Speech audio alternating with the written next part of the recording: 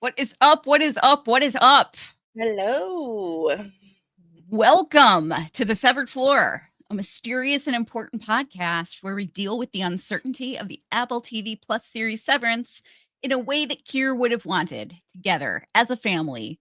We also speak candidly about sensitive issues as they relate to the show, such as mental health, politics, bigotry, egg terrorism, etc., because it's important to normalize these conversations, especially ones about egg terrorism. I'm Kelly K, head of egg security, and we're really mad. Justifiably. I'm Jazzy S. I'm the HR liaison for feculence-based burns.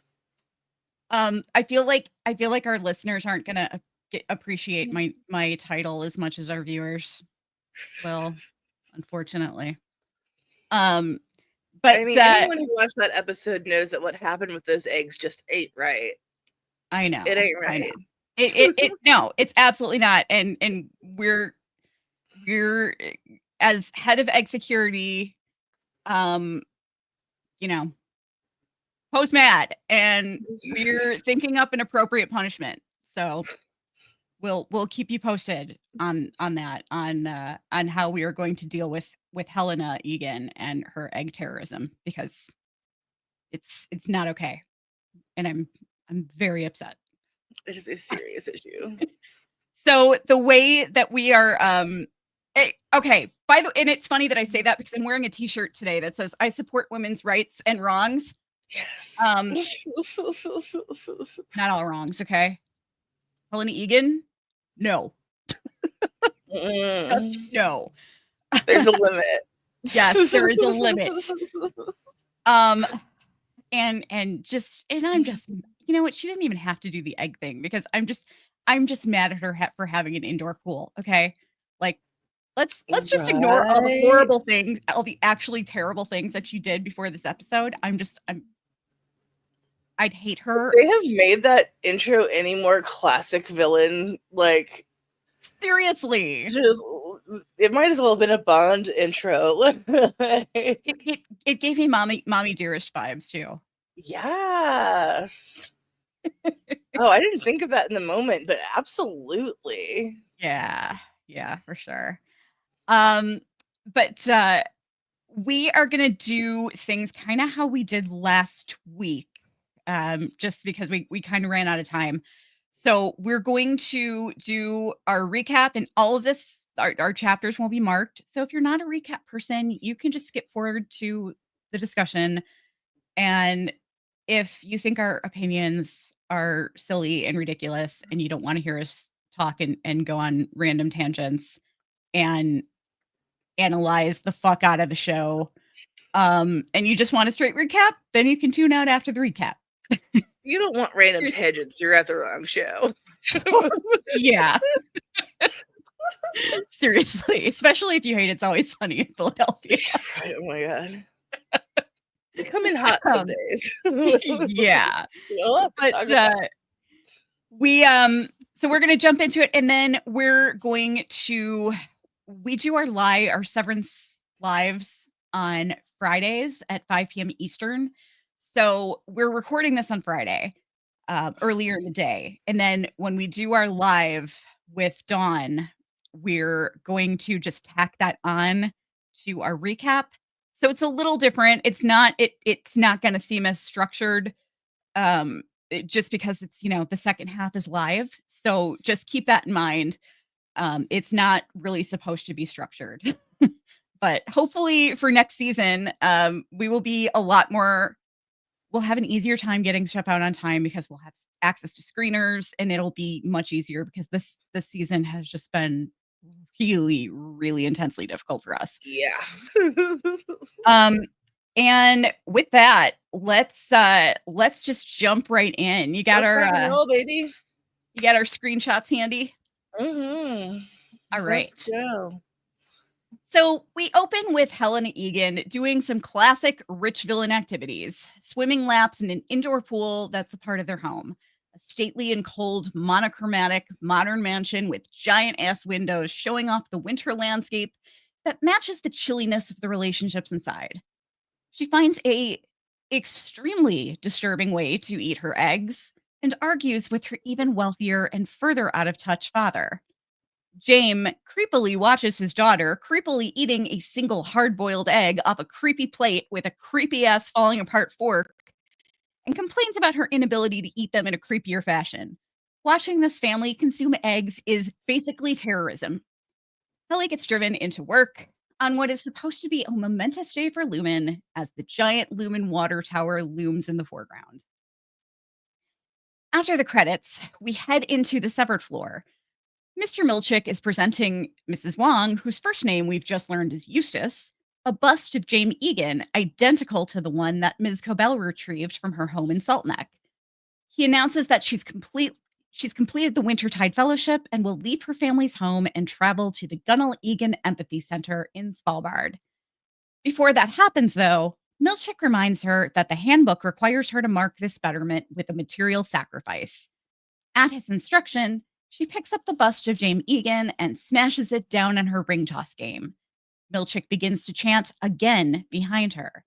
She smashes the statue down over and over as the teeny plastic image of Kier is crushed to pieces. We see you, Milchick. We see you. Cartoons play on the TV at Dylan and Gretchen's as they get ready for work. Gretchen finally confesses to her husband that she kissed his alter ego, taking him by complete surprise. Audi Dylan is deeply wounded by the news and leaves for Lumen in a huff, requesting that Gretchen not follow him and use his own body to cheat on him. Audi Irving arrives home to find his dog Radar behaving strangely. He turns the corner to see what is occupying Radar's attention. It's Bert Goodman, sitting in a chair and reading over Irving's extensive notes on the other Lumen employees, including himself.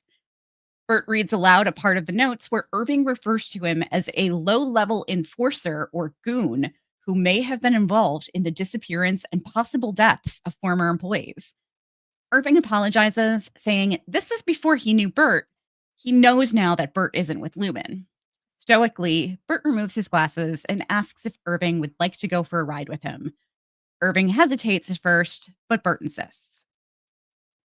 Down in the control room, Dr. Maurer is watching Gemma on the screens. He places a frantic call to Drummond, letting him know that Cold Harbor is still stalled at 96%. Drummond in turn calls Milchick, telling him the final numbers are due today and he needs to get Mark in there immediately. Mark is half sleeping, half awake as he's driven by his sister Devin. She teasingly asks him if he sees her as herself or copy machine. I'm going to repeat that line.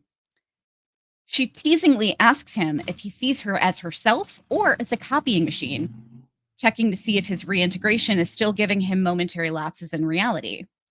Mark complains that their plan to meet Cobell is a mistake, saying she holds all the cards and can't be trusted.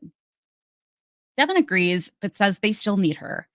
They're interrupted by Milchick calling Mark, which they choose to ignore. Kelly R. busts into Milchick's office, demanding to know where Mark is, as she hasn't seen him since they bumped vessels under a tarp.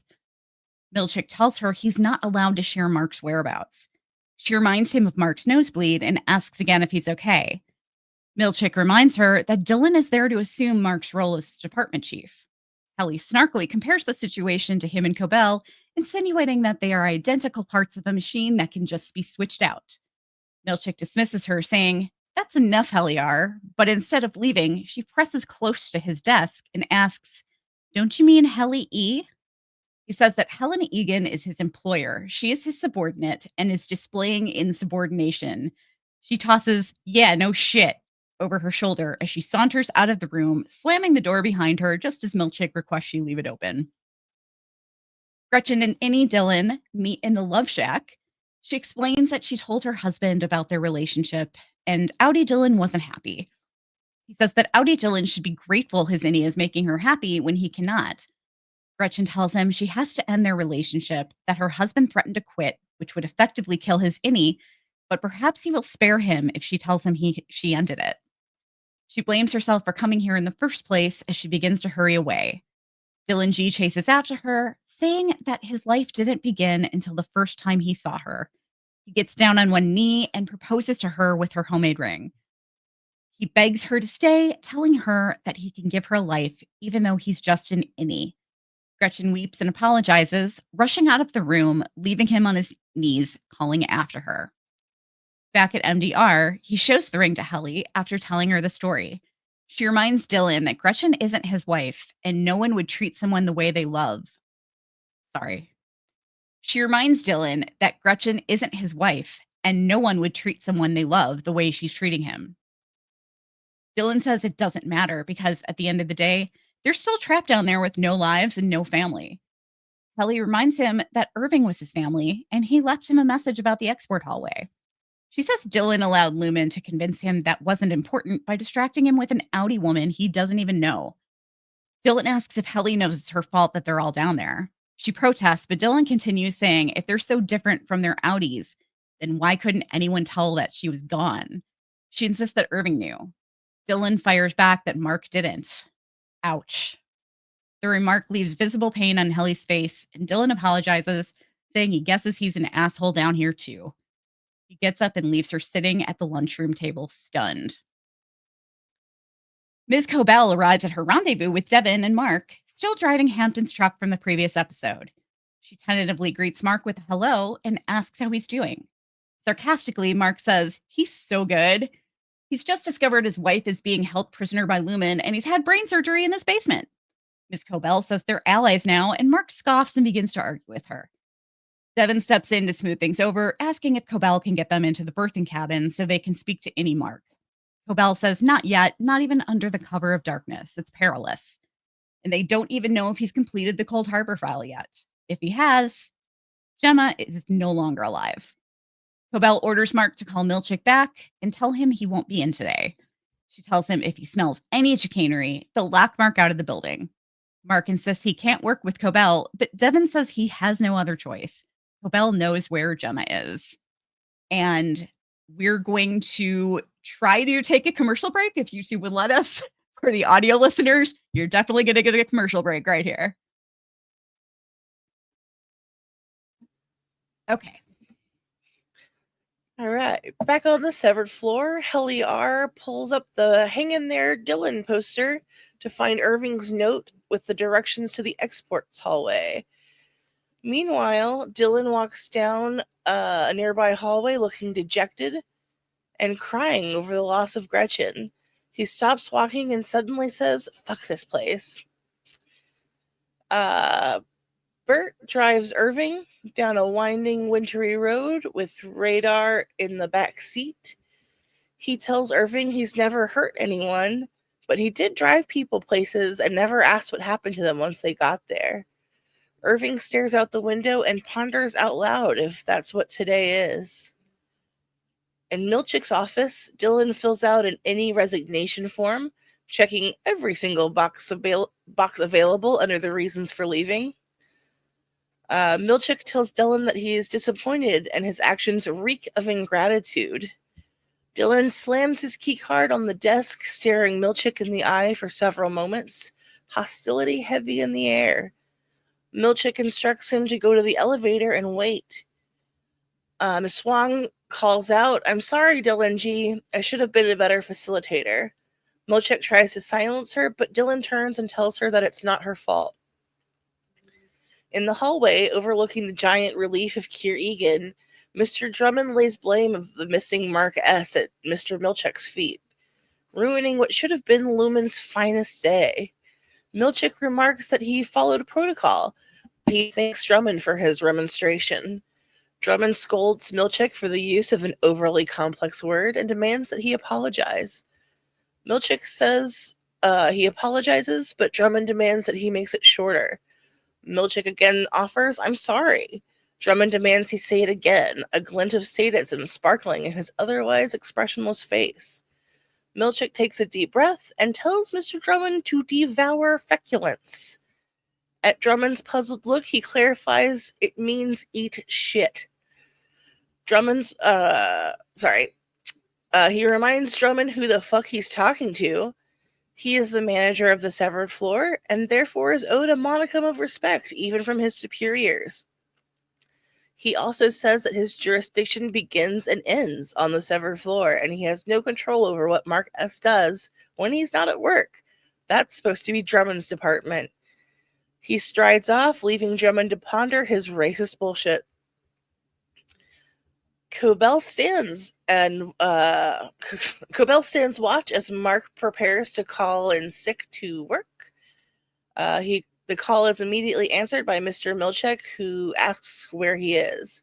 Mark says that he was concerned about his nosebleeds and went to a clinic in Soil Hill to get some more testing. Milchick tells Mark that he's a priority employee and asks him to send a car as he should be in Lumon's care.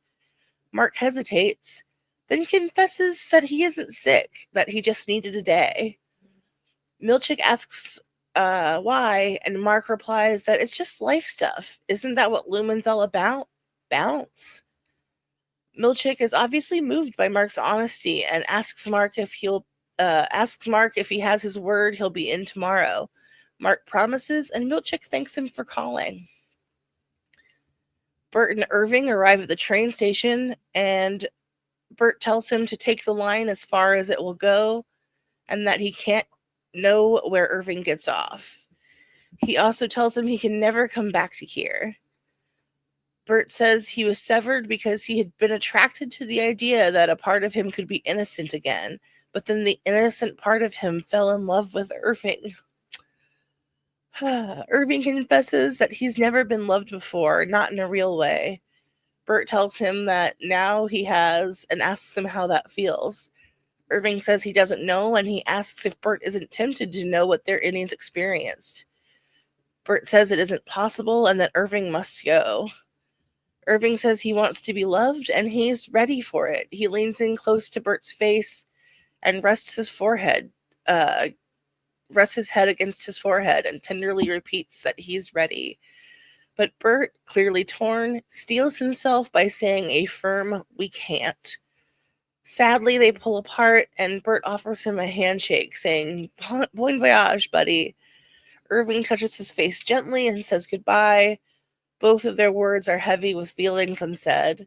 Irving and Radar walk away as Bert watches them go, and my heart is broken. Mark hops in the back of Hampton's truck, and Devin and Cobell cover him with a blanket. We see the export hallway light up with the orange down symbol, and the elevator dings and swings open. Heliar sits at her desk at MDR trying to memorize Irving's instructions to the export elevator. She's studying them so deeply she doesn't see James Egan appear behind her. He says, "You tricked me," in a quiet and terrifying voice. My Heli. Heli spins around immediately, hiding the slip of paper under her keyboard. And she sees her Audi's father standing in front of her and says, "What the fuck?" Mark hides in the truck as Cobell drives him to the berthing cabins. Miss Cobell tells the security guard they'll be going to Cottage 5. She says Devin is one of James and no one is to know. She tells the guard that Devin is Miss Marcia White, 9th floor. The security guard confirms specialties department. Cobell says, "I'm looking for a gold thimble." Somehow satisfied, the security guard turns off her flashlight and allows them through. As they enter the cabin, the familiar whirring sound takes over Mark's body as he switches places with his innie. Mark S. is greeted by his sister's smiling face and a gentle "Hi, Mark." He's deeply confused and almost makes a run for it before Devin stops him, letting him know that if he walks out the door, he'll just be replaced by his Audi, who will bring him right back in. Devin asks him to walk with her so she can explain what's happening to him.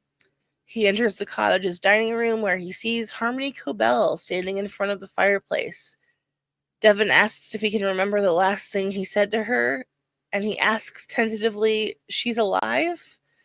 Devin nods and glances back to Cobell, her face an unreadable mask of emotions as she stares at Mark S. What's up, guys? Hey!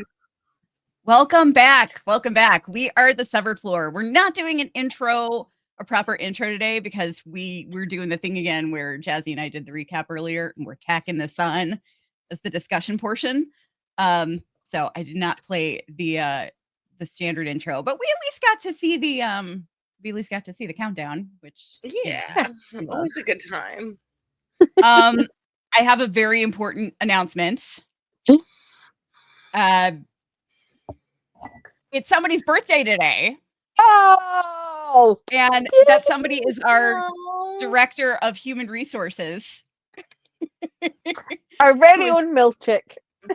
Yes.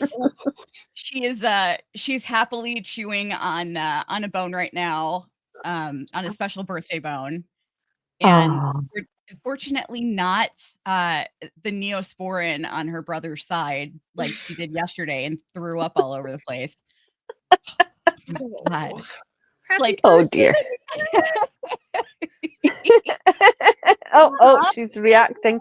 Okay. Yeah, she's looking out the window.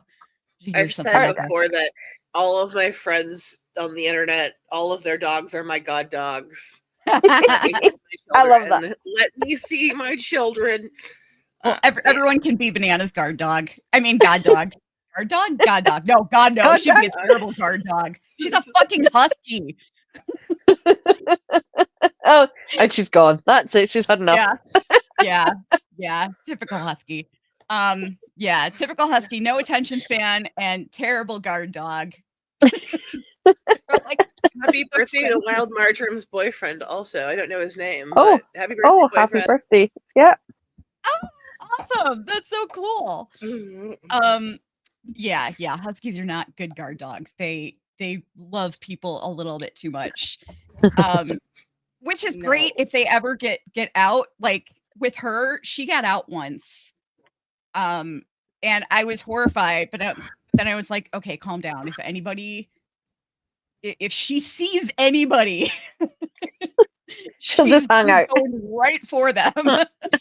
and sure enough, she did. I was like, I saw my neighbors outside. I'm like, hey, if you see her dog, can you just call Banana and she'll come running over and probably roll over on her back for belly rubs, which she did. So is she getting a very special dance party for her birthday? Yeah, we haven't worked that out yet. But, not a waffle party. I'm planning on doing an Outies Facts video with her. I'm just waiting for her to Karen out because I need a reaction. Oh my goodness. What is going on with your camera? I just realized I recorded everything this morning with my Yellow Jackets background. And this included, I just realized right now that we haven't been on Yellow Jackets all day, and I recorded everything. Didn't even notice. No, me neither. Oh, so funny. Too busy looking at your face. We don't notice the background. Yes, exactly. I really enjoy lining my head up with the antlers. Yes. So I enjoy that too, actually. I enjoy that quite a bit. Embarrassing. Sorry, live watchers.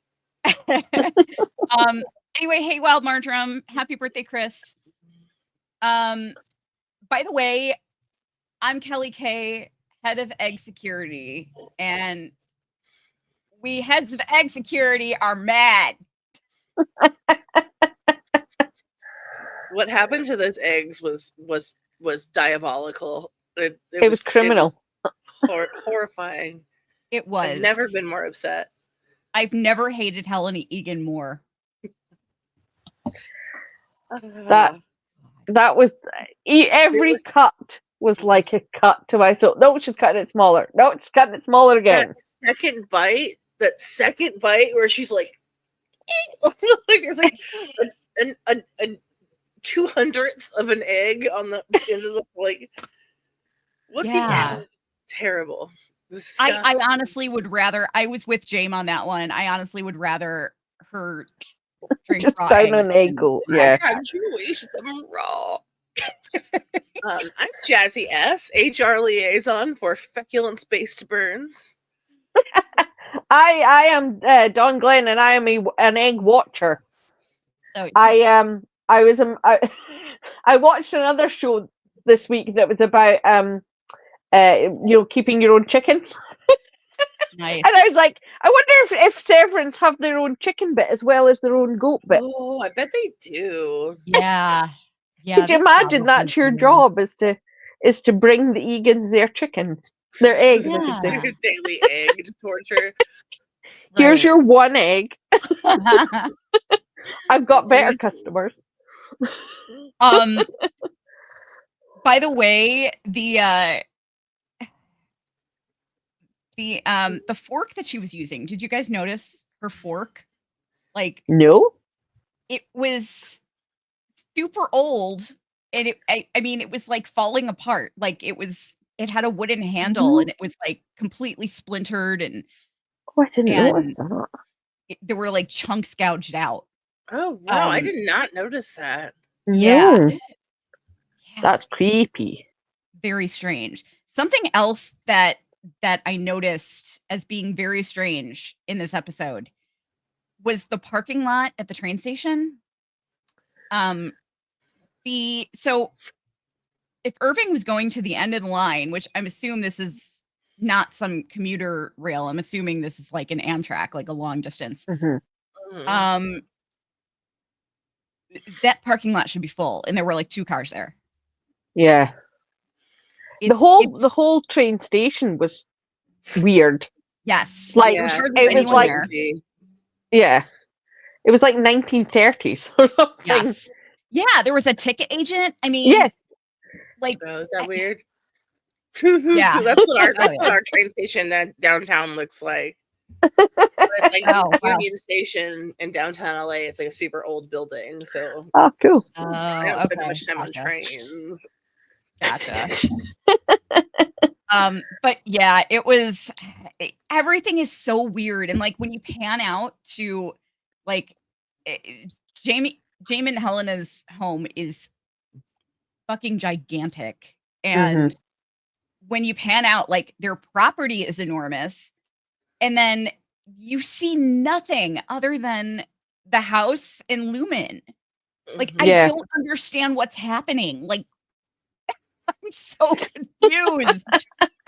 I don't understand Kier PE. I don't. Like, No. No. I It's so weird, and the continuing snow and the cold and the barrenness of everything. yeah. Like it's like they've taken, when we went back to that small town last week, and they basically wrung the town dry. It's like they've done that to an entire state, and it's Yeah. just the bare minimum left. Yes. I saw weird. a Reddit post. I shared it with Kelly, but it was talking about how nearly everyone that they showed in Salt Neck had those same like really piercing blue eyes that Miss Cobell has, and how many of the like Lumen adjacent people have those really piercing blue eyes. And they like made a point of like focusing on the 2 diner occupants. Yeah. But Sissy did not have that. So people are wondering if maybe it's like an effect of like what Lumen's putting in people's water, or like how they're using it to control people. But I don't know. It may be just speculation or like a Or random maybe thing. But I how found that many of them have got Egan blood in them? yeah. Right? Like, I Yeah. saw a lot of people say they thought that Miss Cobell and Hampton were like related until they started making out, and they're like, oh. I yeah, don't know. I wouldn't put that past anyone associated with Lumen to No. like make out No. with their cousins. Yeah. like I think you know, that's fine in their world. Well, Marjoram said, "Yeah, we aren't on the same times now." Oh, I thought you like. I always get confused with Michigan. I always think Michigan's an hour ahead of us all the time. But yeah, I guess so. Yeah, I'm an hour earlier. You're only the East Coast is only 4 hours behind me at the moment, so Okay. I had to remember that. Gotcha. Swing Electro is the best intro. It's so funny. I was watching Tremel Tillman on Colbert this week, and they showed they showed the music dance experience part of the clip. Donna, you've seen that, right? Like the whole Yes. clip? Yes, Okay. Colbert. Yeah. They were showing the music dance experience, and Tremel was talking about his pronunciation of Ruckschuben. And how it was inspired by Betty White. As Rosen Island. I love that. I saw that clip, yeah. Because I guess that's a totally fake word, but like Americans would pronounce it Grakapan, and I guess a more Swedish pronunciation would be Grashapan. So he just channeled Rosen Island and went with Ruckschuben. It's so funny when you see him being himself and you realize how much acting he's doing, you know, I in know. Milchick. Right? Because his demeanor is so different. He's I'm not so gonna lie. charming. I know. Yeah. I'm not gonna lie. I didn't even really realize how attractive he was until I saw him off the show. Yeah, totally. Because he creeps me out so much as Milchick that, like, I don't know. It's, I don't like. I'm never attracted to villains. I just No. and then I see them off the Oh. show. I'm like, oh, they're really hot. Really? So you don't have that psychological issue going on with you? Yeah, I can't Yeah, find me them attractive. neither. Can't relate. That's so funny. But yeah, like I was watching it and I'm like, I had to watch. I watch this every. I'm telling my husband, I'm like, I have to watch this every week. This little like the music dance experience with Colbert, and I still never get sick of it. Still never get sick of seeing it. It's so funny. So is Milchick on the good list or the bad list this week because of how he treated Miss Hong? I was like, oh. That hurt me, but he's still on the good list. Oh yeah. We have shirts coming. Yeah. We have Devour Feculence shirts coming. Yes. That was the best scene. But also, like, it was so great that he picked that ring toss game because, like, it was his opportunity to smash Kier. Right?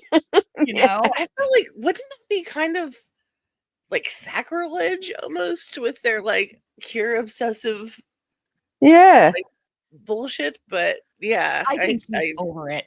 I guess it was maybe cool. it was like a subtle way to tell Miss Hung to break the chains that bind them, Ooh. Be a bit rebel. It's crazy that he has beef with a 12-year-old. Yeah. I know. No, I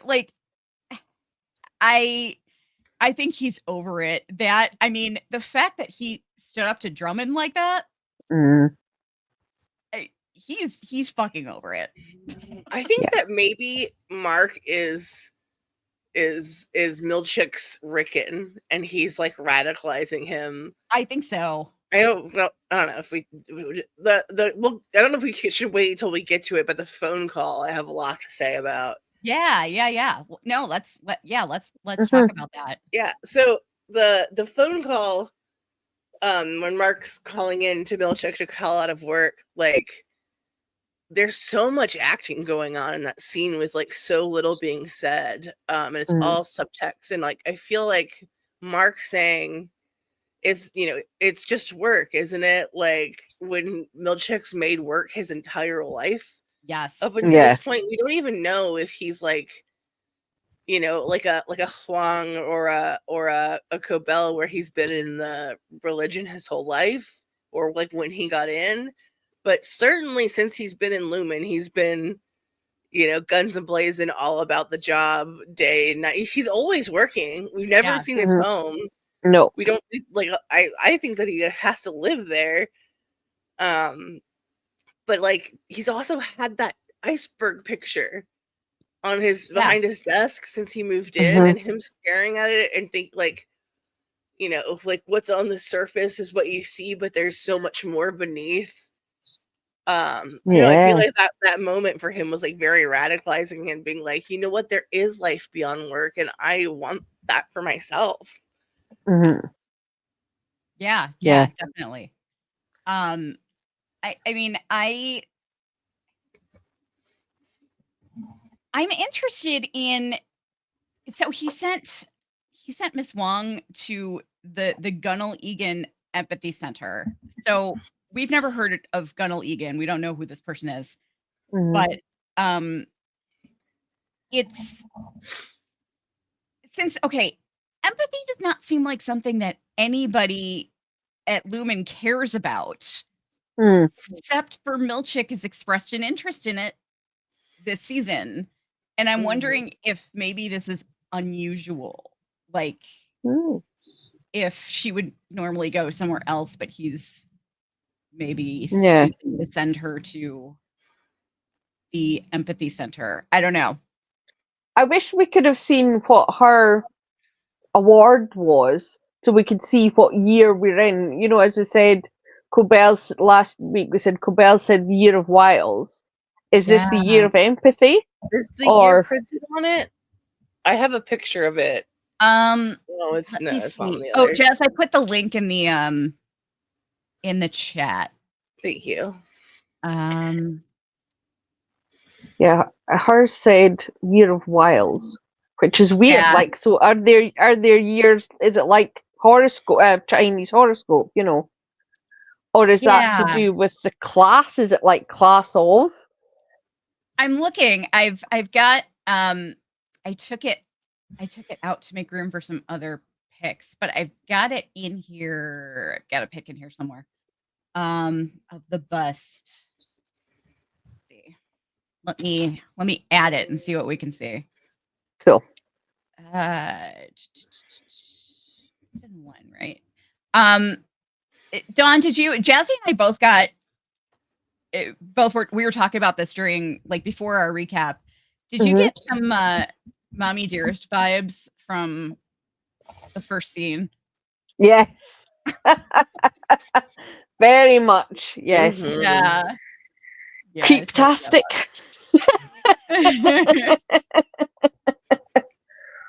Okay. What? Let's see here. Yeah.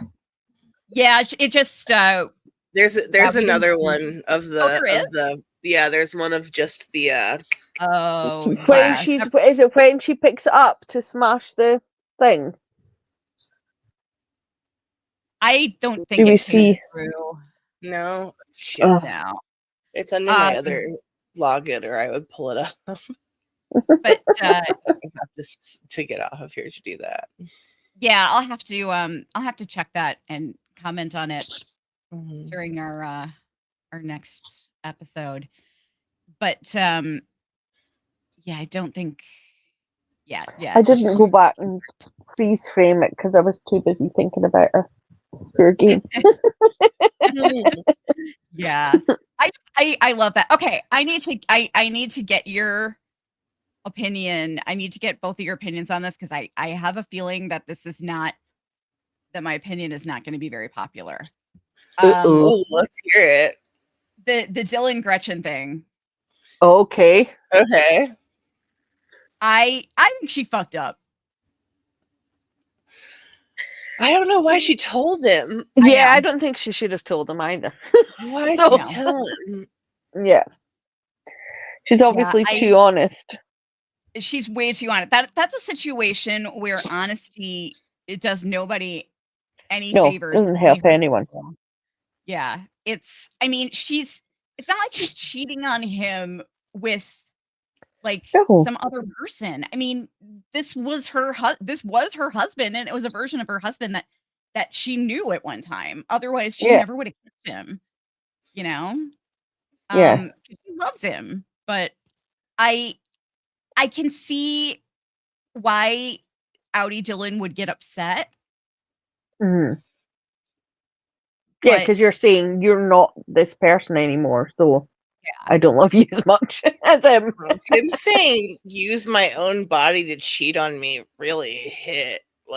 Yeah. That's a painful way to think of it. I know. I also feel though like he got a little bit too upset, and I think they should have talked about it. Yeah, definitely. But why would she tell him that when he's about to go to work?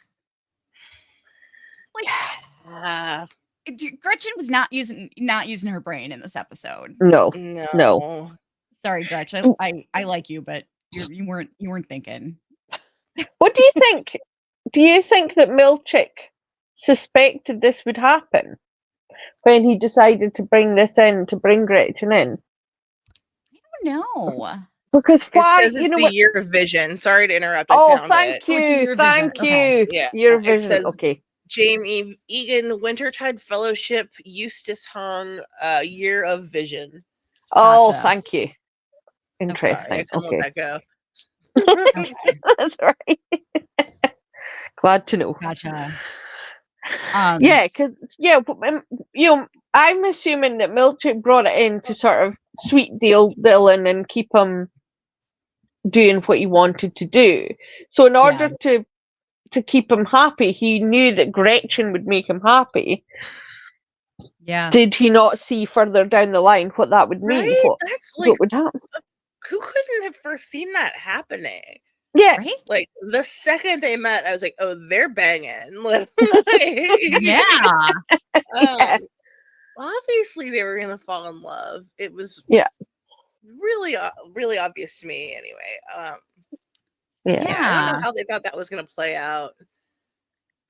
No, Yeah. I'm, Yeah, I I'm, don't know. yeah, I don't know what they're trying to do to Although, Dylan. Hmm?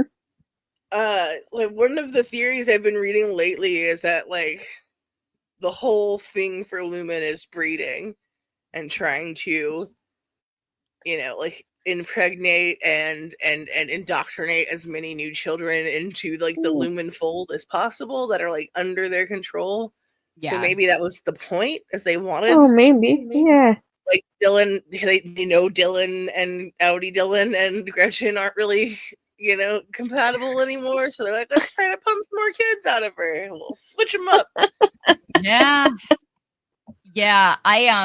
Oh, before I forget, okay, this is a little off topic, but I read something today that, like, I was not looking at anything Severance related, but I read something today that just, like, I was like, oh my God, this is perfect timing that I'm reading this right before we do our Severance live. So the Chikai Bardo episode, we were talking about, like, I was talking about how maybe the thank you card writing was some type of, like, it was a past life memory or Mhm. some kind of generational um phobia. And apparently that is a thing. Phobias Ooh. can be generational. They can, like, they can actually be inherited. I did Oh, not Oh, know wow. that. Yeah. I had So, no like, idea. Oh, that's amazing. yeah, so, like, if your mom has a fear of heights, it's Yeah. very possible that you might have an unexplained fear of heights. Cool. Well, I mean, not Yeah. cool, but you know what I mean. Fascinating is what I mean. Yeah, that's So interesting. so what, Jazz, I didn't get to ask you this yet since we haven't really discussed it. So I wanna get your opinion, and obviously Dawn, I wanna get your opinion on this. Do you understand what was going on when James showed up at Lumon and was like, "You tricked me"? No. I was No. deeply uncomfortable. I don't understand. I'm so confused. While Marjoram has a comment right here, and I was literally just thinking that. Where'd it go? Did it scroll by? There it is. Yes. I Oh, worry about yes, Jane having yes. sex with Yeah. Ellie or other relatives. I mean, obviously James has scattered babies around because she was like, she's one of James, meaning Yes. he's Yeah. had multiple random women come to give birth to his children at this, facility. Is he gonna bang his daughter? Are What's they that? gonna try to make like a pure Lumen cure baby? Like, Oh. That's what they used to do he wants a to use long, Heliar long because time he ago. knows that she won't fight back and have like some resistance. And that, if you think about that, I mean, don't think about it too long, but if you think about that in the context of Helena having sex with Mark and wanting that experience you know, when we were talking about, oh, maybe she'd only had, like, she'd had no relationships or she'd had painfully controlled relationships. What if the only relationship she'd had was with her father? Yeah. It's That like would make breathing sense that stock. she's like, oh my god, it's me kissing a guy and I want to experience that. And why she wouldn't understand it was assault. Why she Yeah. wouldn't think Yeah, about that, because that's the way she's been treated all her life. that's too dark. I hope that's not where they're going. Yeah, I know. I know. That's too dark. That's too dark. I mean, they're breeding children, but yeah, this is too dark. Yeah, yeah. No, I agree. It's horrible. Now, I But think that there's a lot of I think there have been a lot of babies produced at those waffle parties. And Yeah. I think that there are a lot of people out there that don't realize that their innies are taking part in these waffle parties and having children that they never, that they don't know about. That just get like completely raised in Lumon and indoctrinated Yeah. into the I Yes. I definitely, especially with like the change in the opening credits and all the babies and like Mhm. the doctor appearing at the fertility clinic, like I definitely think like breeding and control Yeah. of children is a big part of whatever their overall Absolutely. I Yeah. shtick also would is. not be surprised if they manage to convince the Innie women if they get pregnant that that they're not pregnant, that there's Yeah. like I would not be surprised if they managed to convince them that, like, if they figured out something where with their Audi where like their Audi was paid to be a surrogate or something, or Mhm. Yeah. and then they would just tell the Innie, like, no, you're not actually pregnant, and then they just anesthetize them for the birth. Yeah. And you know Yeah. The they whole never birthing thing, it just, it's so hard to wrap your head around that any would just be like, oh, I'm having a baby, and then poof, the baby's gone. They're not pregnant anymore. Yeah, Yes. it is so weird. What's up, Scarlett? Hi. We got some Yellow Jacket vibes here in Yay! the Yellow Jacket vibes. Who's in the getting avatar. what's for dinner, kids? Or kids, what's for dinner? I Ben, always wanted to have a Yellow Jackets live called Kids What's for Dinner, and nobody agreed with me on it, and I thought it was perfect. I thought about that too. That's at least what the bird watchers are saying. Yeah. Do you guys think that so nobody's at Lumen right now other than Helly. Mm-hmm. Just sitting there memorizing left, right, not doing any work. Who's stuck there with shame? It's a far cry from the first episode when Gwendolyn, Y, and Mark W were there, and everybody is like at the end of the episode, they got rid of those people. So our core gang is back together. And the whole season, the core gang has not been together at all. That's so Not true. at all. Oh that was one of the things that the only thing really, I loved the episode, but that really bummed me out that like at the penultimate episode of last season, everyone was in sync and they were like getting ready to like lash out at Lumon together. Mm-hmm. And now they're all so separated, and it makes me sad. Yeah, it's got very Walking Dead season 4 vibes. Yes. Do you think we've seen the last of Irving? I'm gonna cry if we have. We better not have. I will fucking go to New York. I will hop on a plane to New York and pick it. I will show up at John Turturro's house. And I'll be like, I don't care if you didn't even want to play this character anymore. I don't care. You're getting your ass back there, and you're going to demand that I did read something before the season started that he was leaving, and I was like, no. And now I'm like, oh, is he? I don't want to. No, I can't. I can't handle that.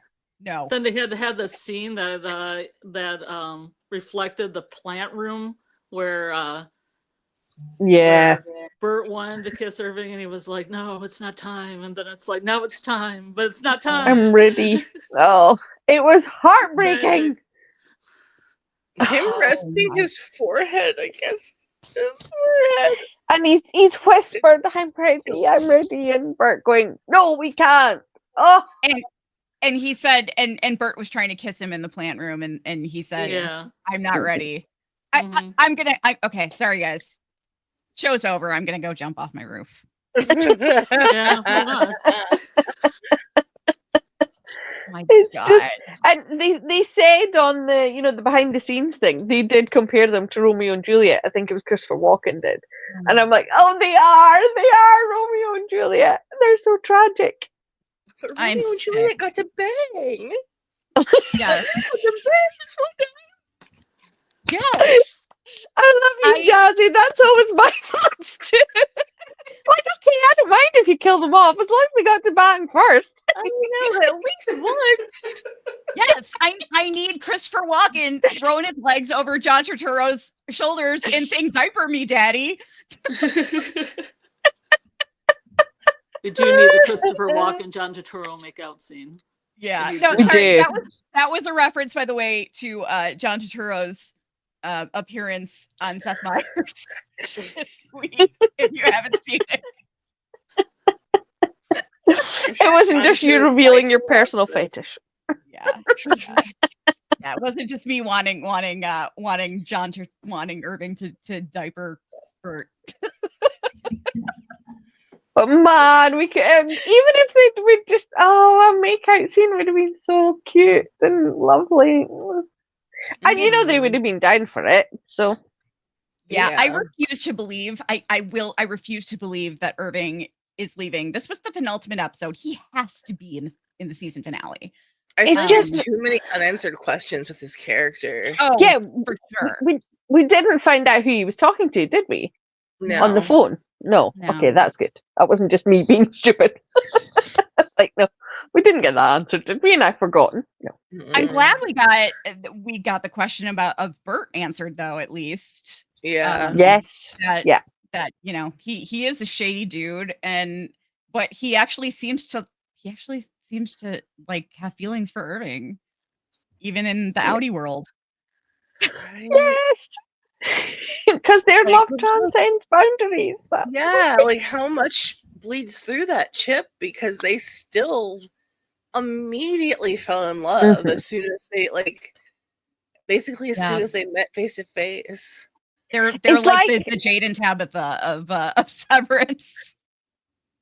It's like, when you see somebody on a movie or whatever, and you're like, oh, that actor, I know them. And they're in something I really like. You get that feeling of they are connected to something happy in my brain, but I can't think what it is. And then you look it up and you go, oh, yeah, they're in that show I love. It's like that. You have the feeling before you have the knowledge. So I think it must be, when Bert and Irving met each other, they had the feeling instantly that broke through any cerebral kind of knowledge of each other. Yeah, exactly. This might be too Los Angeles of a reference, but I feel that way when you run into a famous person at like the grocery store and your brain is like, do I know them from high school? No, they're fucking, it's like Kevin Smith getting his toilet paper at Kroger, but like, No, I totally get that. Yeah, there's like a part of your brain that can't figure out why you know this person's face at first. Yeah, but you just know you know them. Yeah. The only time that happened to me, I saw a guy coming out of McDonald's and I was like, oh, that's a friend of my husband. No, it was somebody from TV. I said hi to him and just went, hi. No, what's so funny that I always have that experience with, because I've seen him in so many things, and for some reason it always takes me a minute to recognize him, is Logan Miller. Do you guys know who that is? Mm-hmm. He played Benjamin on The Walking Dead. Okay. Oh yes. But he's in he's always turning up in movies that I'm watching. He's in a lot of horror films. A whole lot. And I swear to God, he's in like every second or third movie that I watch, and it still takes me a minute. I'm like, and he's usually playing like really kind of scummy characters. Benjamin was kind of a different character for him. So and I still like Benjamin was the first thing I saw him in, and I think maybe that's why because Benjamin was kind of a sweet kid, and so I think that might be why it always takes me a minute to realize, oh yeah, okay, that's Logan Miller, okay. But Benjamin, for those listening or watching who don't remember who Benjamin was, because you were like not as intensive a viewer as we were. He was Henry's older brother. Yeah. He got shot in the leg and then died. On Carol's kitchen table. Yeah. But anyway, yeah, I just they're like the Jade. They really are like the Jade and Tabitha of Severance. They just, they probably have. I still feel like they may have found each other there a few times. Yeah, I think so. I think that's and probable. It's interesting. It's interesting to me that when Irving went to Bert's, went to meet Bert and Fields for dinner, he did something with Radar. He I don't know if he locked him up or had somebody else watching him because he felt like Drummond or somebody else might come by. But this time Radar was there when Bert came into his house, and Radar was just sitting there like a good boy, just like he knew him. I have so many questions about it,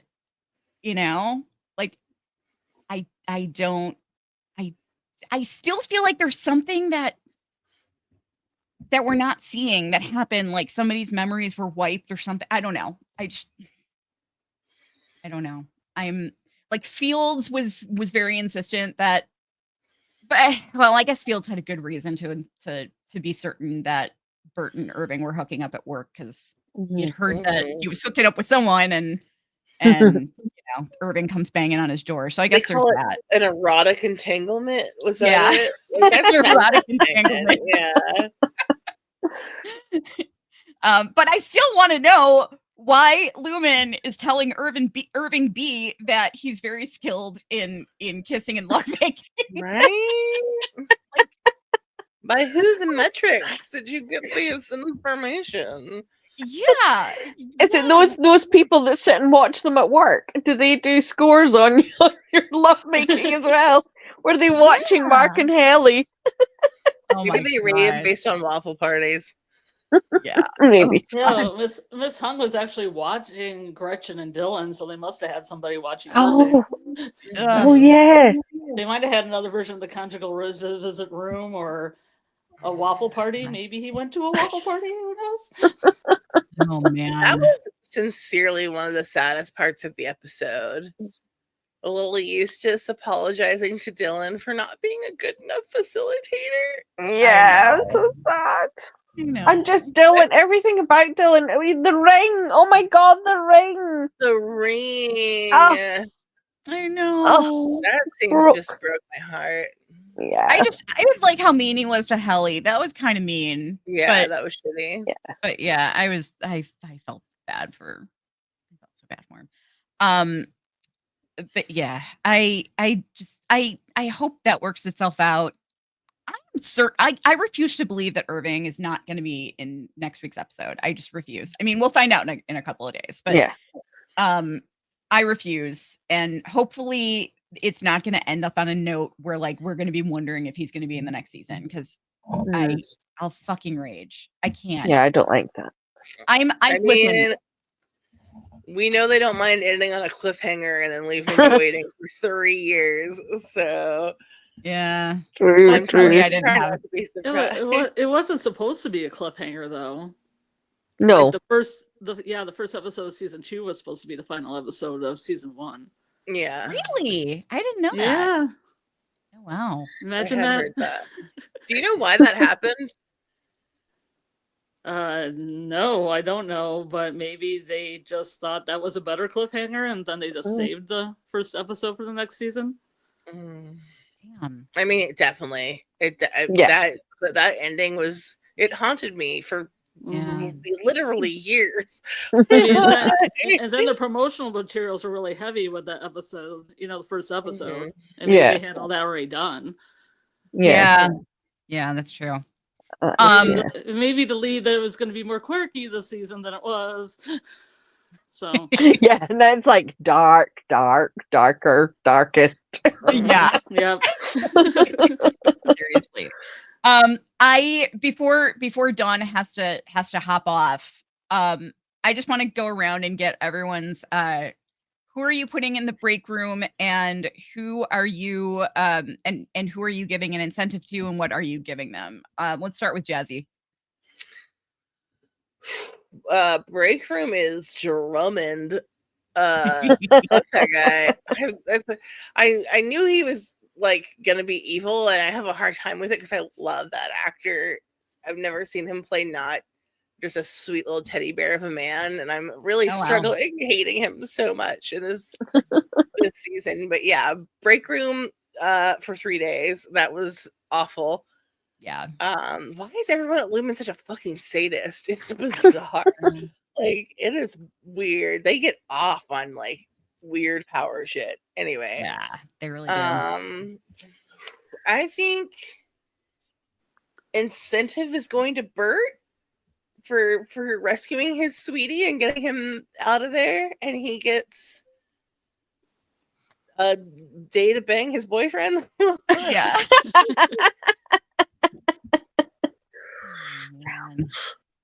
Yeah. What about you, Dawn? I think I'm gonna send Gretchen to that break room for being stupid.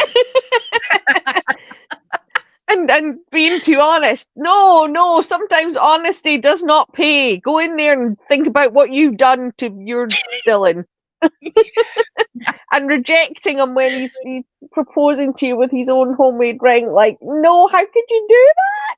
Oh, God, painful. Yeah. Painful. But I'm going to reward Milchick for standing up to Drummond, and I think I'm going to give him a pass to Studio 54. Because he's rocking that 70s disco vibe. Yeah. Hell yeah. Yeah, I think he would enjoy that. Yeah. I think he'd enjoy Just that see a him. lot. Yeah. Hell yeah. Scarlett, what about you? I think I would send, if I can, because he's an Egan, James, because he also has a dumb name. James, not Jamie. James. To the break room for impregnating people that don't want to be impregnated, obviously. Yeah. It's the worst. Yeah. And then send Helly to the good place, because she was the only one of the core 4 that was still trying to find the testing floor. That's true. Yeah, good answer. And I probably would like I don't know, try to erase her memories of being Helena so she has some kind of nice life. I think I would make her a big egg mayo sandwich. I think Helly would like eggs can be nice. Think Helly would not play around with the eggs. I think Helly would just eat the eggs and love it. Give it a burger and fries. Fried egg on top. She's going for it. Yeah, seriously. Oh my God. If I were gonna give Helly an incentive, I think it would be some new clothes. Her own clothes, so she doesn't have to fucking wear Lumen blue every fucking day. Yeah, it's true. And those heels, oh man, give her a pair of sneakers. Oh my God. The Helena's wardrobe is a little too boring. I am sending Helena to the break room for Infinity. Yeah. For her fucking egg terrorism. Poe's mad. Pose back. Crimes against eggs. Oh my god. You just took pictures of eggs and you put them on her face and said, "See what you did? See what you did?" Yes. Yeah. No, you know what? And you I'll do a I'll dead do one body as better. an interrogation. I'll do one better. I'm going to drag her over before she goes into the break room. I'm going to drag her over to the handbook and find the volume that Irving stuffed the deviled egg into, and I'll rub her face in that in the fucking Should smell stinky nice and rotten egg. sulfuric Oh right man. Yeah. Suddenly they now probably the found and deviled tossed egg, out. the deviled eggs suddenly make so much more sense now. Surprised I And can't then- smell that. Actually, no, I'm not even going to rub her face in it. I'll make her eat it like a normal person would eat an egg. Like licking it out of a book. This is normal. Yeah. Yeah, it is kind of smashed, so I guess you really can't. But yeah, she'll just have to lick it. And I am going to I'm giving my incentives to Milchick for putting the smackdown on Drummond, and he gets a Cyborg Queen Media Severed Floor Devour Feculence t-shirt. Yeah, coming soon. Yeah, Can't wait. yeah, he's That getting was his my own favorite t-shirt. scene. Oh, it was That was my amazing. favorite scene. But Yeah. I mean, the vibes of the whole, going back to like a slave master saying, you're getting above your station by trying to sound educated. It was just like, the levels, and you can see all of that in Milchick's face, though he's trying to, say nothing. That was amazing. Are they policing his language? Yeah. Why? Like, Harmony said chicanery this week. Yeah. Like, that's how she always talks. Like, why do they only have a problem with him speaking intelligently? Yeah, exactly. It's so funny. I was I'm not even joking. I yelled during the train station scene where when Bert said we can't, I actually yelled at my screen, "It's called chicanery, not chicanery."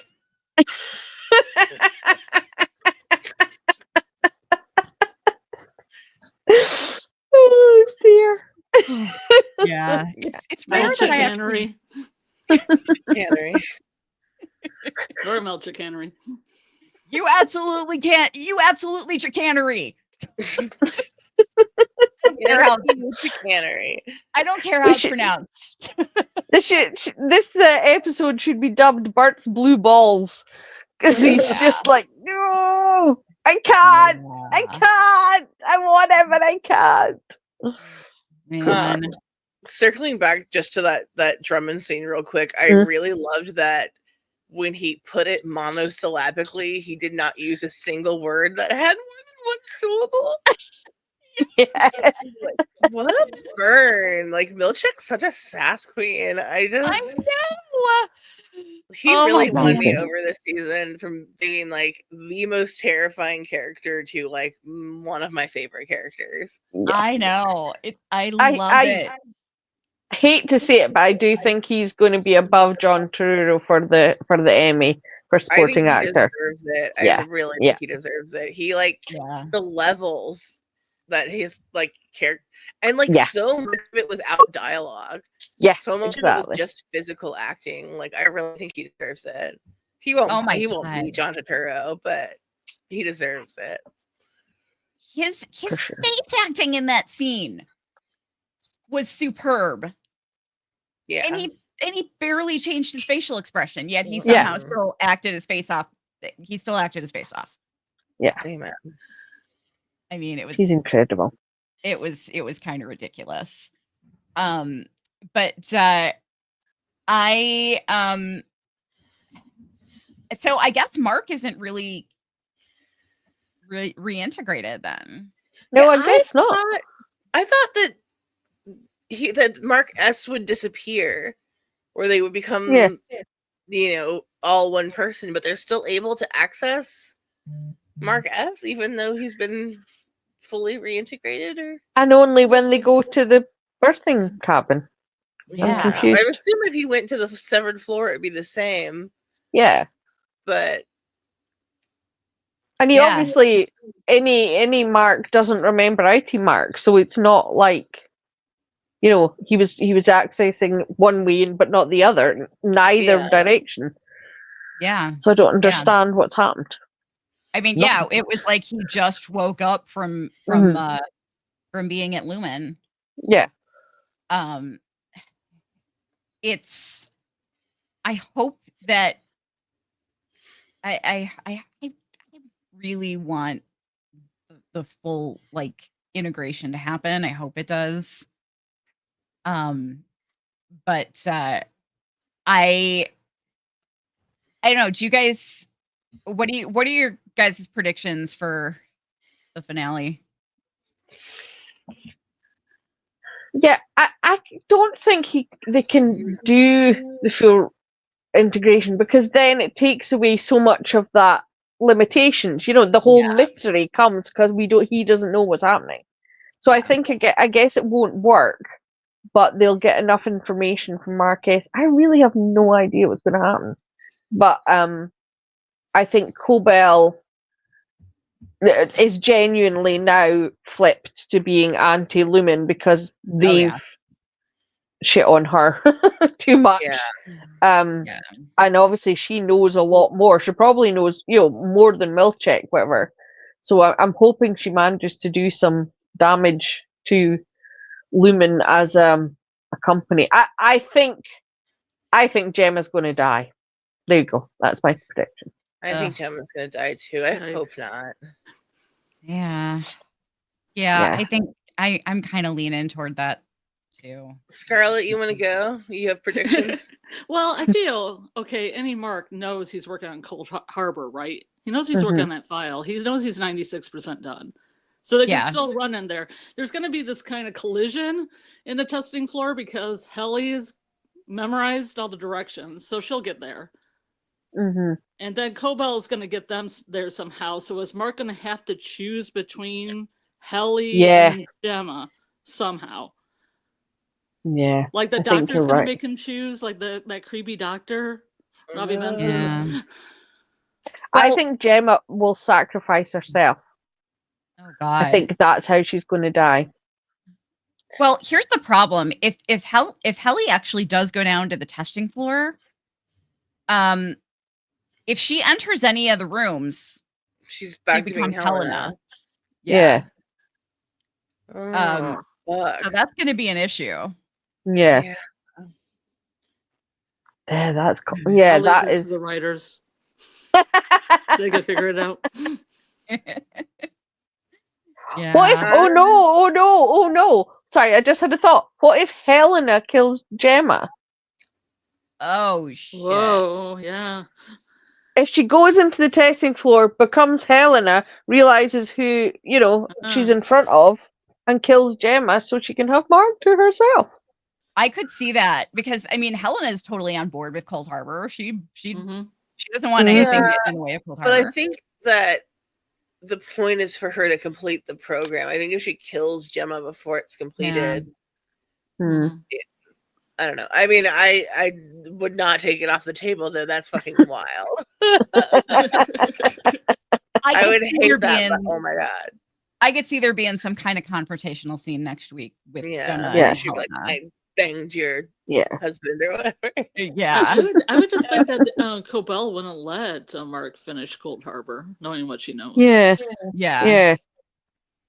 I think I have a feeling that Mark might not make it back to work, but Helena is gonna end up trying to do what needs to be done in his place. Maybe I don't know, but they apparently need Mark to finish it. So I don't know how that'll work. I don't know.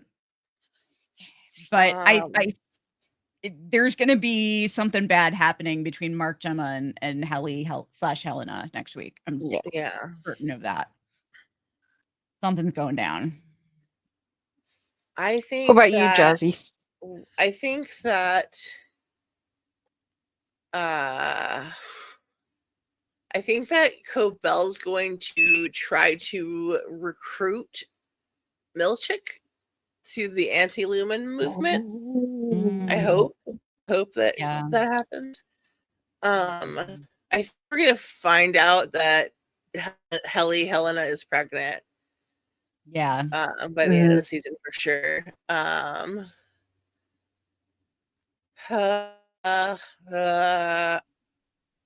I hope that we get to see where little Eustace is going, and that she starts a child rebellion.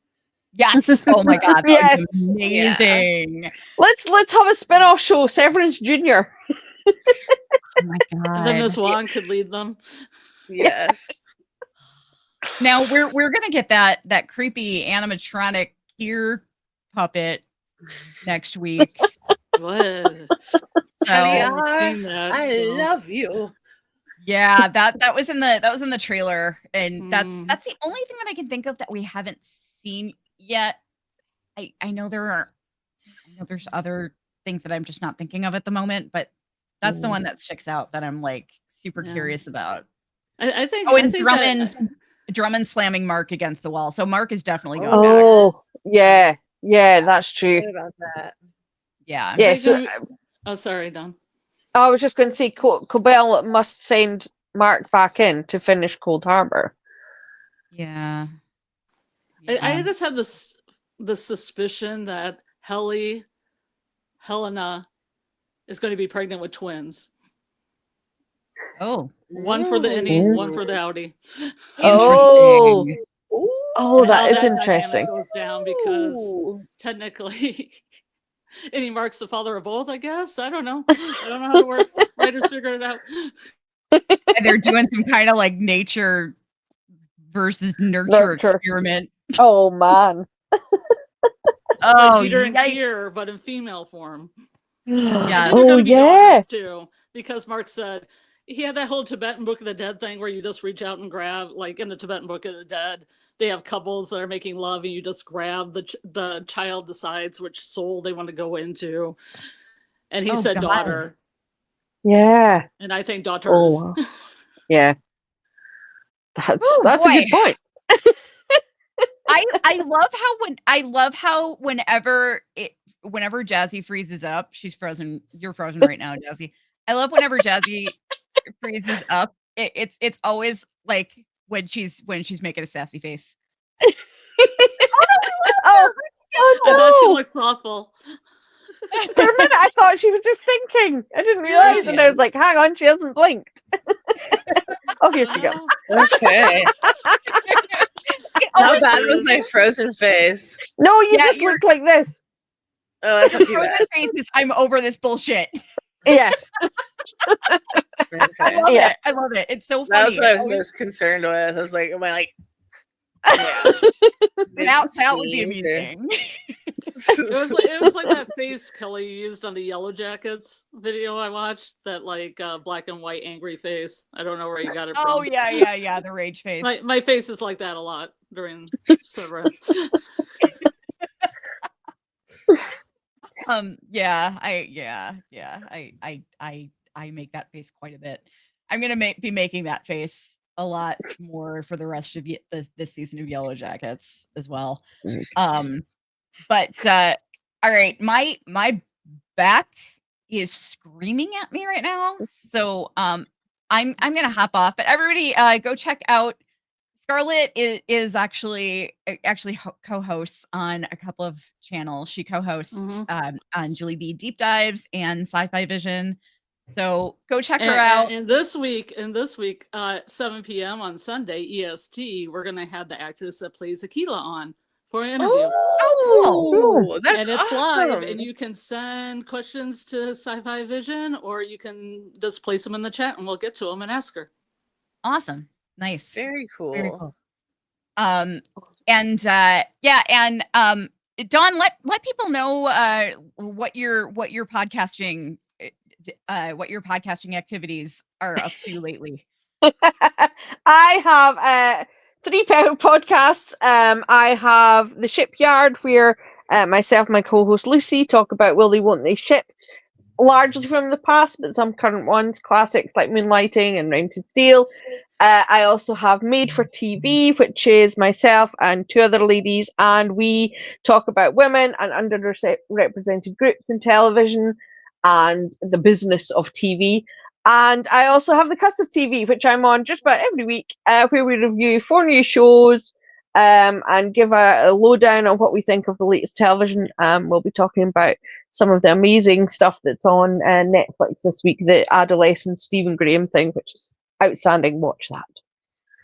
And you can find Dawn every Friday. Yeah, here can at here. 5 Yeah, p.m. Eastern. And she'll be joining us for the last couple of Antler Queens episodes. Antler this Queens as season. well. Yes, I'm very Yeah. excited to be talking about Yellow Jacket too. Yes, you're gonna have to let me know when you catch up with the rest of the season. Yeah. I Jazz need is your warning me. thoughts. No, don't. After some I think Zen it's getting breathing. good. I think it's going right down the path I thought it would. Yeah, I'm liking So- this season a lot more. I mean, they For said sure. they did bad things that were bad enough to pay somebody $50,000 to keep them secret. They're not going to Yeah. be like, oh, we just ate a person accidentally Yeah. because it got barbecued. Yeah, yeah. It's going to be much worse. That's going to be my weekend is catching up on Yellow Jacket. So Yeah, awesome. And of course you can find you can also, if you're a fan of Yellow Jackets or you can find coverage of both of those shows on our channel. And Yellow Jackets is airing right now, of course. This week is episode 6, and we do an after show every Sunday night right after the episode airs. And it's kind of like this. You can join in the live chat or call in or whatever, or just sit back and watch. But we have plenty of Yellow Jackets content, deep dives, all that up on our channel. So check that out. And we're bringing back the merch very soon. We got to get Severance out of the way because this thing has been a beast.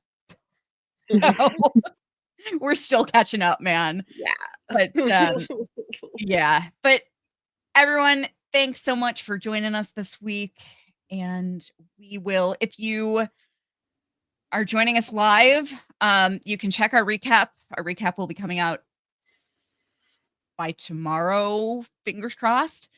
But you can, it'll be the same discussion. The discussion will be exactly what you're watching now. So we're subbing in this week because of lack of time.